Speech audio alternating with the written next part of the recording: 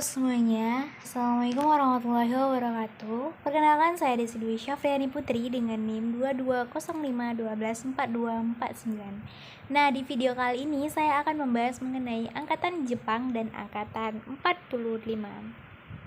Angkatan Jepang merupakan istilah yang merujuk pada serangkaian pasukan bersenjata Jepang yang terdiri dari Angkatan Darat, Kekaisaran Jepang, Angkatan Laut, Kekaisaran Jepang, dan Angkatan Udara, Kekaisaran Jepang.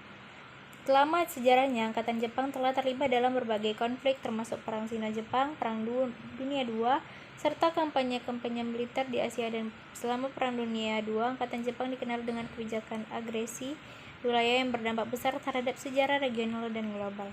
Setelah kekalahan pada Perang Dunia II, Jepang mengalami restrukturisasi besar-besaran terhadap angkatan bersenjatanya, dengan pengubaran angkatan bersenjata konvensional dan fokus pada pembangunan pertahanan yang lebih moderat.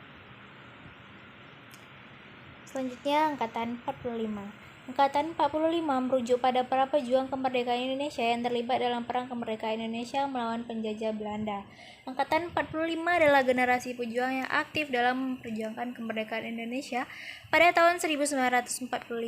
Saat proklamasi kemerdekaan Indonesia diumumkan, para anggota Angkatan 45 terdiri dari berbagai lapisan masyarakat yang bersatu dalam semangat perjuangan untuk mencapai kemerdekaan dan kemandirian Indonesia. Mereka memainkan peran penting dalam perjuangan melawan kolonialisme dan mendukung pembentukan negara Indonesia merdeka. Kesatuan, semangat patriotik, dan tekad yang kuat menjadi ciri khas dari Angkatan 45 dalam sejarah perjuangan kemerdekaan Indonesia. Nah, ada tokoh sastrawan angkatan Jepang yaitu Natsume Soseki, dikenal sebagai salah satu penulis terpenting dalam sejarah sastra Jepang modern. Karyanya seperti Kokoro dan Bochan mengeksplorasi perubahan sosial dan psikologi manusia dengan gaya tulisan yang mendalam. Selanjutnya ada Tayama Katai, salah satu penulis awal dari angkatan Jepang yang dikenal karena karyanya yang berfokus pada kehidupan sehari-hari dan perjuangan sosial pada masa itu. Salah satu karya terkenalnya adalah novel Futon yang menggambarkan perubahan sosial dan psikologi individu di era modernisasi Jepang. Selanjutnya Mori Ogai, seorang penulis, penyair, dan dokter militer Jepang yang terkenal pada masanya. Karya-karyanya meliputi novel, cerpen, dan terjemahan sastra barat ke dalam bahasa Jepang. Dia dikenal karena prosanya yang elegan dan penelitiannya mendalam. Selanjutnya Akutagawa Ryonosuke, seorang penulis cerpen dan esai Jepang yang dihormati karena penggunaan gaya naratif yang kuat dan penggambaran yang kompleks terhadap psikologi manusia. Penghargaan sastra bergensi di Jepang, Akutagawa Prize dinamai menurut namanya. Selanjutnya tokoh sastrawan angkatan 45 yaitu salah satunya adalah Chairil Anwar, adalah salah satu penyair terkemuka Indonesia pada masanya. Karyanya cenderung melankolis dan menggambarkan kesepian serta penderitaan. Ia dianggap sebagai pelopor puisi modern Indonesia. Selanjutnya Asrul Sani adalah seorang sastrawan yang terkenal sebagai tokoh utama dalam angkatan 45. Ia adalah pendiri majalah sastra Gelanggang yang memainkan peran penting dalam perkembangan sastra Indonesia pada masa itu. Kemudian Rifai Apin adalah seorang sastrawan yang dikenal karena karya-karyanya yang menggambarkan kehidupan sosial masyarakat, terutama di tengah-tengah pengalaman politik pada masa itu.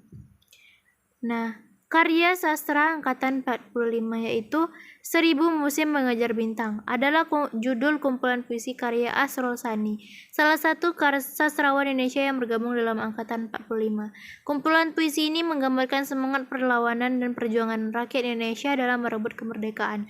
Dalam puisinya, Asrul Sani menyampaikan perasaan keprihatinan, kegelisahan, dan semangat perlawanan terhadap penjajah. Ia juga menyoroti semangat kebangsaan yang kuat dan keinginan untuk mencapai kemerdekaan secara penuh. Kumpulan puisi ini menggambarkan penderitaan rakyat, semangat juang, serta tekad untuk menggapai kebebasan dan martabat bangsa. Dengan gaya bahasa yang kuat dan puitis, Asrul Sani menggambarkan situasi sosial dan politik pada masa itu. 1000 Musim Mengejar Bintang memberikan pandangan yang mendalam tentang semangat perlawanan dan perjuangan rakyat Indonesia pada masa-masa penting dalam sejarah negara yang berkontribusi pada perjuangan kemerdekaan Indonesia. Nah, adapun karya sastra angkatan Jepang yaitu Sinopsis Sajak Kapal Udara, merupakan kisah perjalanan sebuah kapal udara yang melintas langit-langit.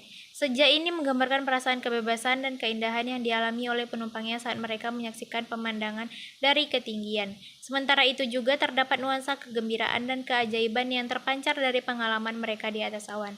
Sajak ini menawarkan gambaran tentang bagaimana perjalanan di udara dapat membebaskan jiwa dan membawa keindahan yang luar biasa.